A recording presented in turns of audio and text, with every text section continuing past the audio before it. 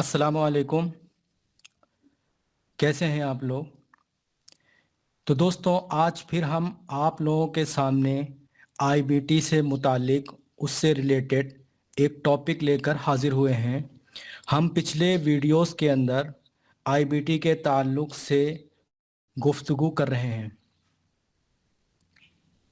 हम लोगों ने इससे पहले इस्तिफ़राक के बारे में पढ़ा था और इस्तिफ़राक की टाइप्स के बारे में पढ़ा था, और ये पढ़ा था कि इस्तिफ़राक के क्या क्या तरीक़े हैं, बदन से फासिद मादे को निकालने के क्या क्या तरीक़े हैं, फ़ुज़लात को ख़ारिज करने के क्या क्या तरीक़े हैं। तो उन्हीं के बारे में हमने तफ़सील से पढ़ा था। कुछ तरीक़े हमने डिस्कस किए थे, जैसे इसहाल है, तारीख़ है, इदरार है, क़य है। ये वो तरीक़े थे कि जिनके ज़रिए से आईबीटी में इस्तिफ़राक किया जाता है। तो उसी ताल्लुक़ से आज एक टॉपिक लेकर के हाज़िर हुए हैं जिसको तनफ़ीस कहते हैं, एक्सपेक्टोरेशन कहते हैं। तो आइए शुरू करते हैं हम लोग। तनफ़ीस, एक्सपेक्टोरेशन, इसकी लुग़त के अंदर ये इसे देखा जाए तो तनफ़ीस ये अरबी का लफ्ज़ है और इसके माने ख़ारिज करने और निकालने के आते हैं। लेकिन इस्तिलाह के अंदर हम लोग जब देखेंगे तो इस्तिलाह में फेफड़ों से बलगम ख़ारिज करने को तनफ़ीस कहते हैं। लंग्स के अंदर मौजूद जो बलगम जम गया है उसके ख़ारिज करने को तनफ़ीस कहते हैं। यानी तनफ़ीस वो अमल है जिसके ज़रिए से फेफड़ों की डिज़ीज़ में, लंग्स की डिज़ीज़ में फेफड़ों से बलगम बआसानी ख़ारिज किया जाता है। तो इसके लिए कुछ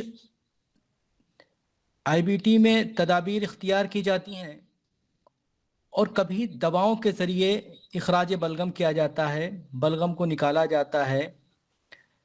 तो उनमें जो दवाएं इस्तेमाल होती हैं इस अमल के लिए, तो इसको हम मुनफ़िसात कहते हैं। मसलन अड़ूसा है, असलुसूस है, ईरसा है, उशुक है, अनीसून है, प्याज तश्ती है, जिसको हम उनसुल भी कहते हैं।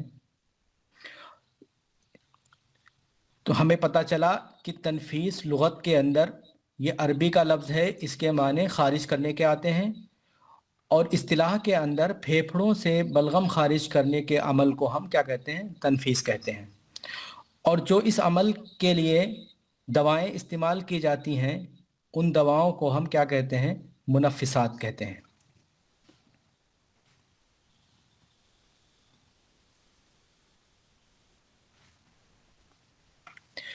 जो दवाएं इस्तेमाल होती हैं उसका असर करने का अपना एक अंदाज़ होता है।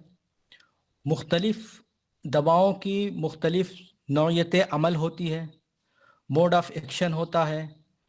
तो उसी को यहाँ पर बता रहे हैं, अक़साम तनफ़ीस से उसी टाइप्स को बता रहे हैं कि कौन सी दवा किस नौइयत से असरअंदाज होगी।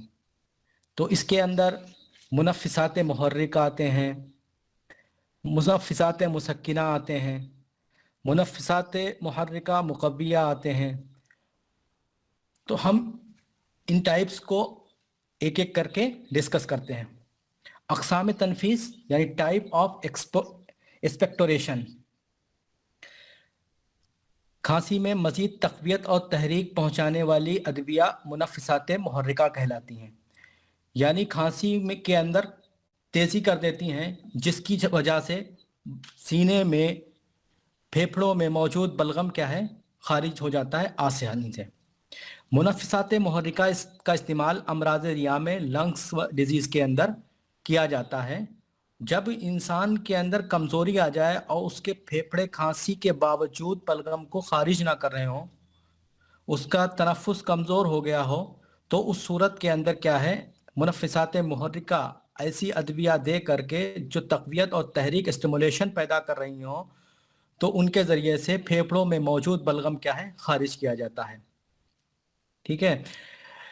बता रहे हैं कि मुनफ़िसात मुहर्रिका का इस्तेमाल امراض ریا میں، لنگس ڈیزیز میں اس وقت کیا جاتا ہے جب غلبہ ضعف ہو، یعنی کمزوری کا غلبہ ہو، ٹھیک ہے، جس کی وجہ سے تنفس کیا ہو گیا ہو، کمزور ہو گیا ہو، اور پھیپھڑوں میں اخراج بلغم یعنی بلغم کو نکالنے کی طاقت نہیں ہے ہوتی، رہ گئی ہو۔ یہ حالت عموماً کیا ہوتی ہے، عروق خشنہ کے مزمن نزلہ میں ہوتی ہے۔ کرونک نزلہ ہو جاتا ہے، اس کی وجہ سے جو برونکیولز ہوتے ہیں اس میں بلغم جم جاتا ہے، جس کی وجہ سے کھانسنے کے باوجود بلغم نہیں نکلتا ہے، قوت کمزور ہو جاتی ہے، تو اس صورت کے اندر ایسی ادویہ دی جاتی ہیں، اور ان ادویہ کا استعمال کرنے کے بعد یہ ادویہ تقویت دیتی ہیں لنگس کو، اور اسٹیمولیشن کرتی ہیں، پیدا کرتی ہیں اسٹیمولیشن، تو اس کی وجہ سے جو تحریک ہوتی ہے تو بلغم کا نکلنا آسان ہو جاتا ہے۔ لیکن اگر مرض حاد ہو، اکیوٹ نہ ہو، کرونک ہو، جیسے نزلہ ہار ہے، ٹھیک ہے، تو اس صورت میں ادویہ محرکہ مقویہ نہیں دی جائیں گی، بلکہ ادویہ مسکنہ استعمال کرائی جائیں گی، ٹھیک ہے، کیونکہ مرض ہار ہے تو اس وجہ سے ضد کے طور پر مسکن ادویہ استعمال کرائی جائیں گی، جیسے بہی دانہ ہے، ٹھیک ہے، اناب ہے، اور سپستہ ہے، ان کا جو شاندہ کیا ہے استعمال کرایا جائے گا۔ اسی طریقے سے اس غرض کے لیے افیون اور کافور کے مرکبات کمپاؤنڈز بھی استعمال کرائے جاتے ہیں تسکین کی غرض سے، کہ مرض کی حدت، اس کی گرمی کم ہو جائے، ٹھیک ہے، مگر سخت احتیاط اور پریکاشن کیا ہے یہاں پر مد نظر رکھا جائے گا، کیونکہ مریض کے کمزوری ویسے بھی ہوتی ہے، اور ان میں کیا ہے زیادہ ضعف نہ ہو جائیں۔ یہ دوائیں جو ہیں تیز ہوتی ہیں اور خطرناک ہوتی ہیں، اسی وجہ سے ان ادویہ کے استعمال کرنے میں کیا ہے احتیاط برتنا چاہیے۔ کون کون سی ادویہ؟ افیون ہے، کافور ہے، یہ ادویہ۔ اگر بلغم زیادہ غلیظ ہو اور کم خارج ہو رہا ہو تو اسے رقیق کیا جاتا ہے، تو رقیق کرنے کی غرض سے یہ ادویہ استعمال ہوتی ہیں، جیسے برگ گاؤ زباں ہے، گلے گاؤ زباں ہے، تخم قطع ہے، اصل السوس مقشر ہے، یعنی اصل السوس جو چھلا ہوا ہو مقشر، استعمال کرائے جائیں گے۔ نمک طعام اور کھاری چیزیں بھی بلغم کو کیا کرتی ہیں؟ رقیق کرتی ہیں، اور بلغم زیادہ رقیق ہو اور حدت اور حرارت بھی زیادہ موجود ہو، نیز بلغم کو غلیظ کرنا مقصود ہو، تو جو شاندہ بہیدانہ، اناب، سپستہ اور شیرے مغزے کدو شیری استعمال کرایا جاتا ہے۔ تو ابھی تک ہم نے کیا پڑھے اس کے اندر؟ منفسات محرکہ پڑھی، یعنی ایسی ادویہ جو لنگس کو تقویت دیں، امراض ریا میں تقویت دیں اور اسٹیمولیشن پیدا کریں، ان کے ذریعے سے بلغم کیا ہے خارج ہو آسانی سے۔ کبھی کبھی ایسا ہوتا ہے کہ بلغم رقیق ہوتا ہے اور خارج نہیں ہو پاتا ہے، تو اس کی وجہ سے اسے غلیظ کر کے خارج کرنا پڑتا ہے، تو اس کے لیے بھی جو شاندہ بہی دانہ، اناب، سپستہ اور شیرے مغز کدو شیری استعمال کراتے ہیں۔ کبھی کبھی ایسا ہوتا ہے بلغم جو ہوتا ہے غلیظ ہوتا ہے، اس وجہ سے وہ آسانی سے خارج نہیں ہو پاتا ہے، تو اس کے لیے اسے رقیق کراتے ہیں۔ اس کے لیے برگ گاؤ زباں، گلے گاؤ زباں، تخم قطع، اصل السوس مقشر استعمال کراتے ہیں، نمک کے طعام استعمال کراتے ہیں، اور بہت سی کھاری چیزیں استعمال کراتے ہیں۔ نمبر 2 پہ منفسات مانع تعفن، یعنی ایسی ادویہ جو انفیکشن کو روکتی ہیں، بلغم میں عفونت پیدا ہو رہی ہے، انفیکٹڈ ہو گیا ہے، بدبو پیدا ہو گئی ہے، تو اس طریقے کی ادویہ استعمال کرائی جاتی ہیں تاکہ جو ہے وہاں پر انفیکشن زیادہ نہ پیدا ہو۔ ان ادویہ کو منفسات مانع تعفن کہتے ہیں۔ تعفن کے معنی انفیکشن، مانع معنی روکنے والے، اینٹی، ٹھیک ہے، اور اسی طریقے سے منفسات کے معنی وہ ادویہ جو بلغم کو صدر سے خارج کرتی ہیں۔ تو ان میں کون کون سی ہیں؟ کافور ہے، اشک ہے، کباب ہے، کباب چینی ہے، کباب خندہ ہے، جوہر اجوائن ہے، ست پودینہ ہے، اور زعفران، ٹھیک ہے۔ تیسری وہ ہے معنی تشنج، منفسات معنی تشنج۔ تشنج کے معنی جو آتے ہیں سکڑنے کے بھی آتے ہیں، تنگ ہونے کے بھی آتے ہیں، ٹھیک، جھٹکے آنے کے بھی آتے ہیں۔ تو یہاں پر تنگ ہونے کے، کیونکہ نالیاں، ایئر وے جو ہیں لنگس کے اندر، وہ کیا ہے ہوائی نالیاں متشنج ہو کر کے تنگ ہو جاتی ہیں، ان کے اندر کانٹرکشن ہو جاتا ہے، جس کی وجہ سے بلغم مکمل طور پر خارج نہیں ہو پاتا، ٹھیک ہے۔ تو اس ایسی جگہوں پر منفسات مانع تشنج ادویہ کیا ہیں استعمال کی جائیں گی، جیسا کہ شہیقہ میں ہوتا ہے ووپنگ کپ، تو اس کے اندر بھی ایئر وے جو ہیں کیا ہو جاتی ہیں، تنگ ہو جاتے ہیں، ہوائی نالیاں متشنج ہو کر تنگ ہو جاتی ہیں، جیسے ضیق النفس ہے، شارٹنیس آف بریتھ یا اسی کو ڈسپنیا بھی کہتے ہیں، تو اس میں بھی مانع تشنج دوائیں استعمال کی جاتی ہیں۔ کون کون سی مانع تشنج ادویاں ہیں؟ جیسے اصل السوس مکشر ہے، تخم قطع ہے، ازراقی ہے، پیاز، اجوائن خراسانی اور شوکران، یہ ادویاں ایسی صورت کے اندر فائدہ مند ہوتی ہیں۔ نمبر 4 پہ منفسات عالیہ، اسی کو منفسات مقیہ بھی کہتے ہیں۔ مقی کے معنی آتے ہیں قے آور، قے لانے والی ادویہ، تو یہ ادویہ ایسی ہیں جو قے کو لاتی ہیں۔ اس کے ذریعے کیسے بلغم خارج ہوگا؟ جب قے آتی ہے تو اس کی وجہ سے، اس کی جھٹکوں کی وجہ سے پھیپھڑوں کی نالیوں پر دباؤ پڑتا ہے۔ قے کی حرکت کی وجہ سے لنگس کی نالیاں جو ہیں، لنگس کے جو برونکیولز ہیں یا ایئر ویز ہیں، تو ان پہ کیا ہے دباؤ پڑتا ہے، جس کی وجہ سے ان میں موجود بلغم جھٹکے کے ذریعے خارج ہو جاتا ہے۔ تو ایسی ادویہ جو مقی ہوں، قیل آور ہوں، ان کے ذریعے سے بلغم اگر خارج کیا جا رہا ہے تو ان ادویہ کو منفسات عالیہ کہا جاتا ہے یا منفسات مقیہ کہا جاتا ہے۔ ٹھیک ہے، بڑوں میں تو ایسا ہوتا ہے کہ جو بلغم اگر خارج ہوتا ہے تو وہ باہر تھوک دیتے ہیں، اس کو اسپٹ آؤٹ کر دیتے ہیں، لیکن بچے جو ہوتے ہیں وہ بلغم کو نگل جاتے ہیں۔ تو یہ عمل منفسات عالیہ کا استعمال بچوں میں بکثرت سے ہوتا ہے تاکہ قے کے ذریعے سے موجود اندر بلغم جو اندر موجود ہے وہ خارج ہو جائے اور منہ کے راستے، حلق کے راستے سے وہ ہے نکل جائے۔ اس کے لیے کون کون سی دوائیں استعمال ہوتی ہیں؟ جیسے رائی ہے، شب یمانی ہے، توتیا ہے، انسل دشتی ہے، رائی کو خردل بھی کہتے ہیں، انسل دشتی کو جنگلی پیاز بھی کہتے ہیں۔ 5ویں قسم منفسات مسکنہ ہے۔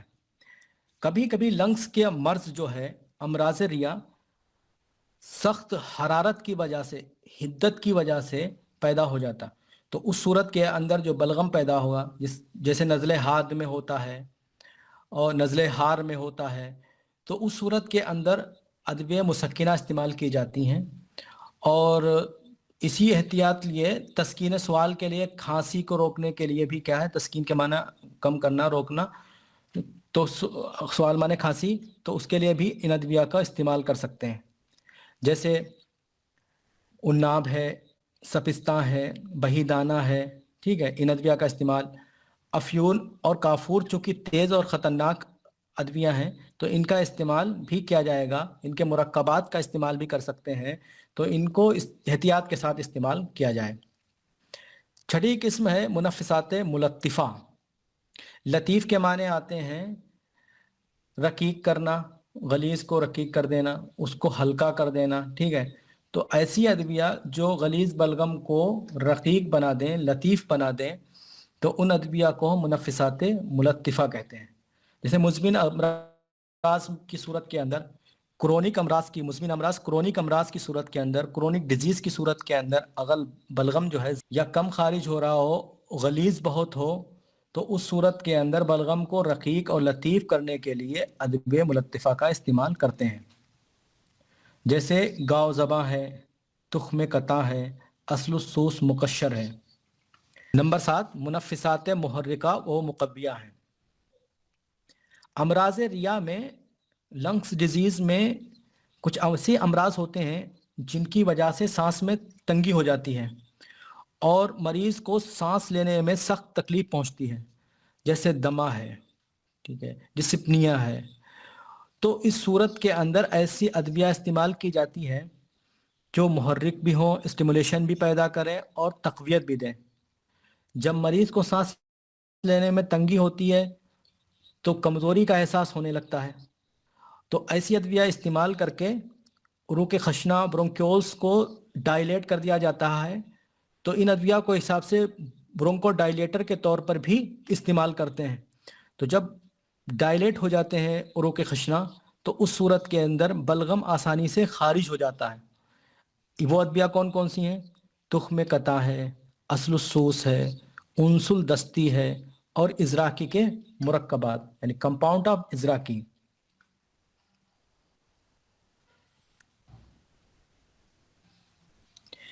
کبھی کبھی سینے میں جو نزلی امراض ہوتے ہیں، نزلہ کسے کہتے ہیں اور زکام، یہ دو لفظ ہیں. نزلہ وہ ہے جس کے اندر رطوبت حلق میں گرتی ہو، اسے نزلہ کہتے ہیں. اور زکام کی میں رطوبت جو ہے ناک کے راستے سے باہر نکلتی ہے. تو صدر کے اندر نزلی امراض نیز حلق اور ناک وغیرہ کے نزلہ میں سردی عام طور پر مضر ہوتی ہے. تو اس صورت کے اندر حرارت فائدہ مند ثابت ہوتی ہے، مفید ثابت ہوتی ہے.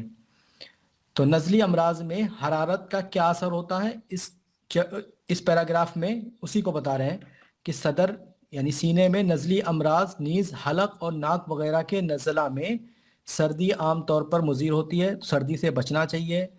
حرارت فائدہ مند ہوتی ہے، اس لیے حرارت کو استعمال کرنا چاہیے کسی بھی شکل میں، چاہے ہر دوائیں استعمال کی جائیں، چاہے گرم جوشاندہ پیا جائے، چاہے گرم جگہ پر رہا جائے، اسی طریقے سے گرم سکائی کی جائے. ٹھیک ہے، تو خاص کر موسم سرما میں سینے کی سکائی کی جائے. ان تمام تدابیر کی وجہ سے سینے کے اندر موجود نزلی امراض جو ہیں ان کو حرارت سے کیا ہے فائدہ ہوتا ہے. یہی وجہ ہے نزلہ وغیرہ میں نسخے میں ذوف کی رعایت کی وجہ سے، اس میں چونکہ ذوف بھی پیدا ہو جاتا ہے، اس وجہ سے خمیر گاؤ زباں بھی ایڈ کر دیتے ہیں جو مقوی بھی ہے. ٹھیک ہے، تو اس صورت کے اندر جب ذوف ہو، نزلہ زکام ہو اور صدری مرض ہو تو مقویات اور محرکات دینے میں تعامل نہیں کرنا چاہیے اور ایسی ادویہ استعمال کرنا چاہیے.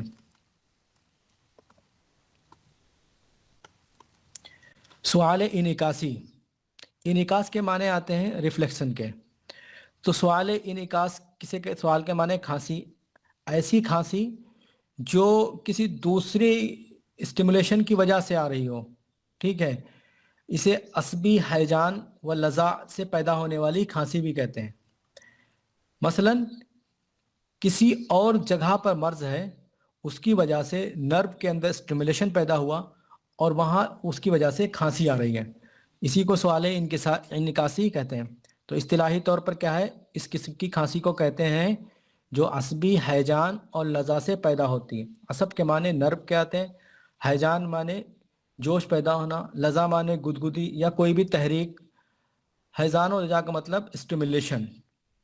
ایسی کھانسی عام طور پر خشک ہوا کرتی ہے، اس کے ساتھ بلغم خارج نہیں ہوتا ہے یا خارج ہوتا ہے تو بہت کم خارج ہوتا ہے. بعض اوقات ایسی کھانسی اتنی شدید اور تکلیف دہ ہوتی ہے کہ مرکبات افیون کے مرکبات، افیون کے کمپاؤنڈ جو ہیں وہ استعمال کرنا پڑ جاتے ہیں، جیسے حب جدوار ہے، برشاشہ وغیرہ ہے. تو یہ عصبی ہیجان و لذع سے پیدا ہونے والی کھانسی میں فائدہ مند ہوتے ہیں.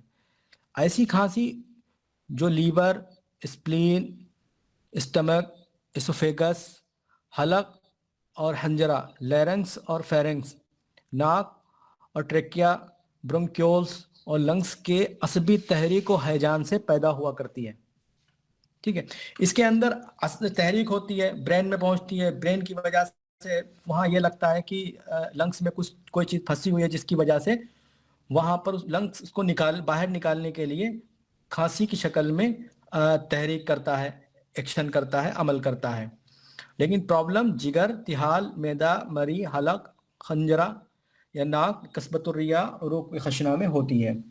اس قسم کی کھانسی کا اصول علاج یہ ہے کہ سب سے پہلے اس عصبی ہیجان کی حقیقی سبب کا ازالہ کیا جائے کہ جو اسٹیمولیشن پیدا ہو رہا ہے نرو کے اندر، جو تحریک پیدا ہو رہی ہے وہ کہاں سے ہو رہی ہے. آیا وہ جگر کی پرابلم سے ہے، تحال کی پرابلم سے ہے، معدہ کی پرابلم سے ہے، اسوفیگس کی پرابلم سے ہے. ٹھیک ہے، اسی طریقے سے حلق کی پرابلم سے ہے، حنجرہ کی پرابلم سے ہے، ناک کی پرابلم سے ہے، ٹریکیا کی پرابلم سے ہے. کس کی پرابلم سے ہے، اس پرابلم کو جو ہے اس سبب کو ہے تحقیق کیا جائے، پتہ کیا جائے اور سبب کا ازالہ کیا جائے۔ یہ تو مرض کو ختم کرنے کا اصول ہے۔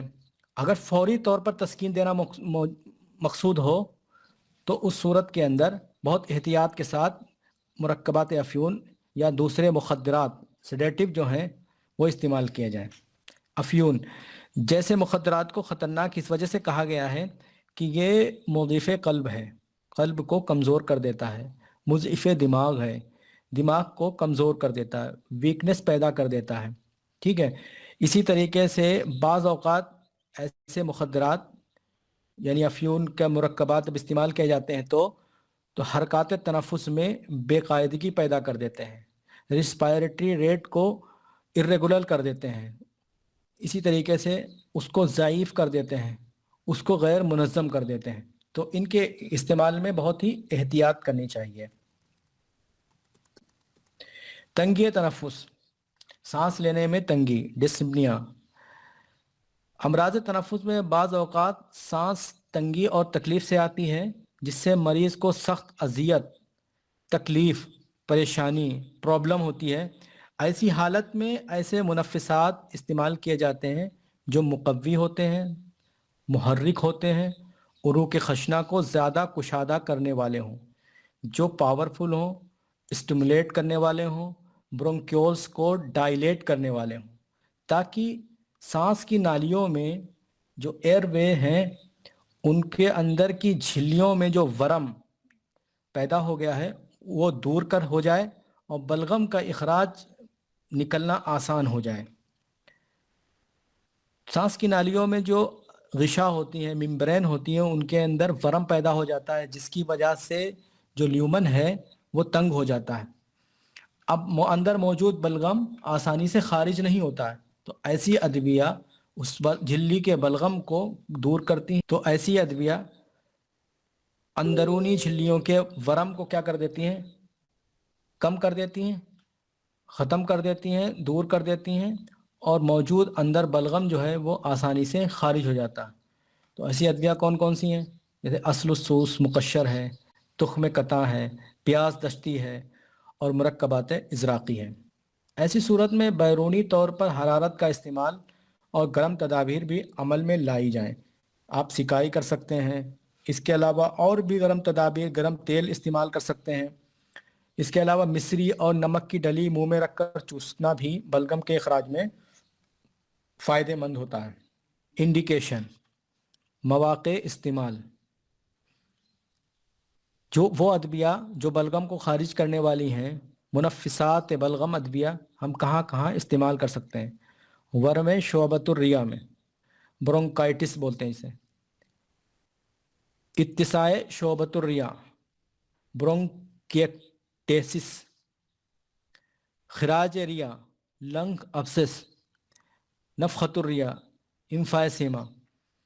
خراج ریا یعنی وہ ایسے لنگس ابسس جو ابھی ابتدائی دور میں ہیں، ٹھیک ہے، چھوٹے چھوٹے ہیں، تو اس صورت کے اندر منفسات استعمال کی جاتی ہیں، لیکن اگر وہ بڑے ہو گئے ہیں، اپنی آخری سٹیج پہ ہیں، تو نہیں استعمال کرنا چاہیے۔ ممنوعات، کنٹرا انڈیکیشن، یعنی منفسات بلغم کن جگہوں پر نہیں استعمال کرنا چاہیے، کن صورتوں میں نہیں استعمال کرنا چاہیے، کن حالتوں میں نہیں استعمال کرنا چاہیے۔ جیسے نفس الدم ہے، ہیموپٹیسس، اس صورت کے اندر نہیں استعمال کرنا چاہیے۔ سعال یابس ہے، اس صورت کے اندر بھی استعمال نہیں کرنا چاہیے۔ خراج ریا، لنگس ابسس، یعنی ایسے ابسس جو اپنے آخری سٹیج پہ ہوں، پھوٹنے والے ہوں، تو اس صورت کے اندر استعمال نہیں کرنا چاہیے۔ سرطان ریا، کارسینوما آف لنگس، اس میں بھی نہیں استعمال کرنا چاہیے۔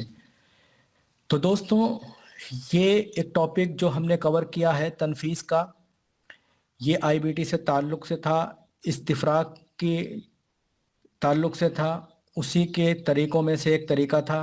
امید ہے آپ لوگوں کو سمجھ میں آیا ہوگا۔ دوستوں، ہمارے چینل کو سبسکرائب کریں اور شیئر کریں تاکہ جو ہے یہ علم دوسروں تک پہنچے۔